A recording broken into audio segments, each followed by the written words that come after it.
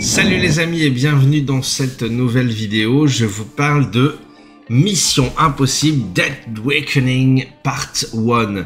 Le nouveau film Mission Impossible sorti le 12 juillet 2023 au cinéma en France, réalisé encore et toujours par Christopher McQuarrie. Eh bien écoutez, de quoi s'agit-il? Du 7e film Mission Impossible, donc gros film d'action blockbuster américain. Donc oui, attendez-vous à des cascades de plus en plus folles, on prend son pied, je peux vous le dire, mais on revient aux sources avec plus d'espionnage, plus d'élégance, un côté français-anglais, du franglais, un côté franglais, là où les précédents opus étaient partis un peu dans la démesure, peut-être un peu trop loin. J'ai trouvé ici un côté vraiment élégant, franglais, un côté classe à la James Bond qui m'a beaucoup plu. Alors Part 1, car oui, ce film est découpé en deux parties, la seconde partie sortira l'année prochaine, mais on n'en sort pas frustré à la fin, donc rassurez-vous.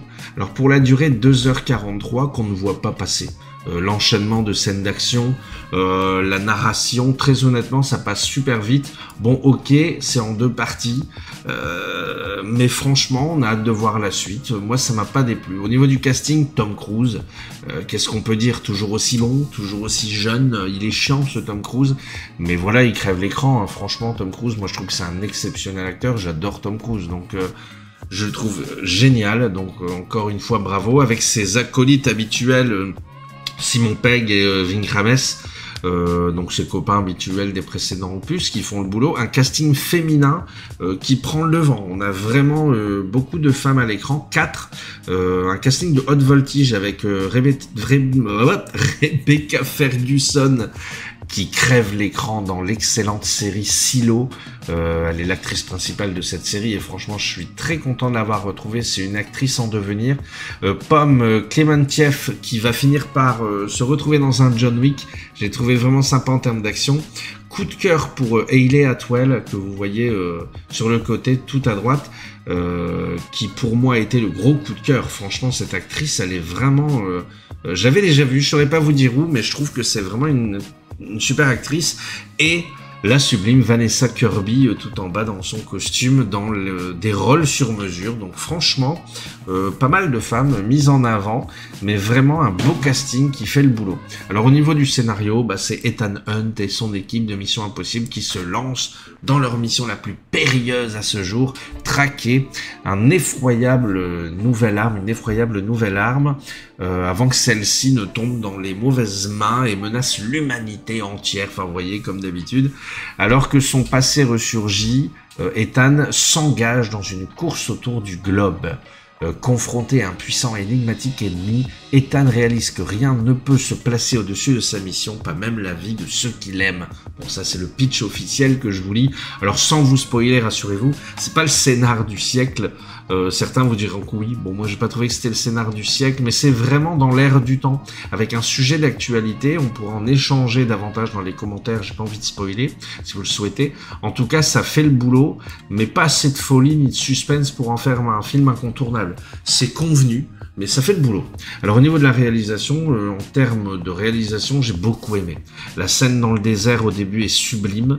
Il y a une scène magistrale dans Rome qui d'ailleurs apporte un soupçon d'humour qui est le bienvenu et qui apporte beaucoup de légèreté et de fraîcheur à la saga. Visuellement, c'est très joli à regarder. Heureusement que l'image est là pour rattraper la pauvreté des dialogues. Alors je dis pas que c'est nul, hein, les dialogues, mais c'est léger. On sent qu'on n'est pas là pour ça, quoi. On est loin du niveau intellectuel d'un Oppenheimer. Là, il y a du rythme, l'image est agréable. Il y a une scène qui vous fera forcément penser à Uncharted, mais encore une fois, bravo, c'est un blockbuster américain et on en prend plein les yeux. Alors l'intention du film, bon, je pense qu'il part sur un ennemi vraiment puissant, virulent, limite intouchable, incontrôlable, inarrêtable.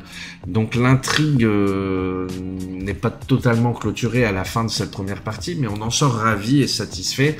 Et je pense que l'objectif, c'est surtout nous en mettre plein la vue. Et en termes d'expérience cinématographique, c'est une grosse expérience d'action blockbuster. C'est vraiment sympa à vivre au cinéma. C'est un très bon film, Mission Impossible. Au niveau du son, Ça m'a pas marqué, j'ai rien à dire en particulier au niveau de la BO quoi. Bon, la musique de Mission Impossible, hein, qu'on aime tant, mais on l'entend très peu en plus. Moi j'aime bien quand on l'entend beaucoup parce que je trouve que cette musique est folle et dingue. Et dès que je l'entends, je suis à fond sur mon fauteuil de ciné. Bon, on l'a pas entendu beaucoup dans le film, mais c'est pas ce qui m'a marqué au niveau du son. Alors est-ce que ça va en famille? Non, le film est interdit aux moins de 12 ans. Maintenant, je vais vous dire... moi, j'ai pas souvenir de scènes choquantes. Hein. Jadou, qui a 10 ans, est venu le voir avec nous. Je sais même pas ce que je dis interdit aux moins de 12 ans. Je me demande si c'était pas aux États-Unis. Nous, en France, ils nous ont rien dit. Ou alors, je crois que c'est 10 ans accompagné d'un adulte. Voilà, ça doit être ça. Honnêtement, on l'a vu avec notre fille Jadou. Alors, il y a des combats au couteau avec un peu de mort, mais c'est pas du John Wick qui avec des morts dans tous les coins, ça reste posé. Je dirais que c'est plus pour un public averti, mais vous pouvez bien entendu le voir en famille, hein, Mission Impossible. Moi, je trouve ça cool. Alors la conclusion, j'ai bien aimé. Moi, j'aime bien Mission Impossible, j'aime bien la saga, mais je préfère John Wick. Honnêtement, j'ai kiffé. Même si je pense avoir préféré le précédent Fallout, j'avais beaucoup aimé, qui était plus fou en fait. Celui-ci revient un peu aux sources, plus élégant, plus franglais, mais il offre une expérience cinématographique vraiment sympathique, sans être mémorable.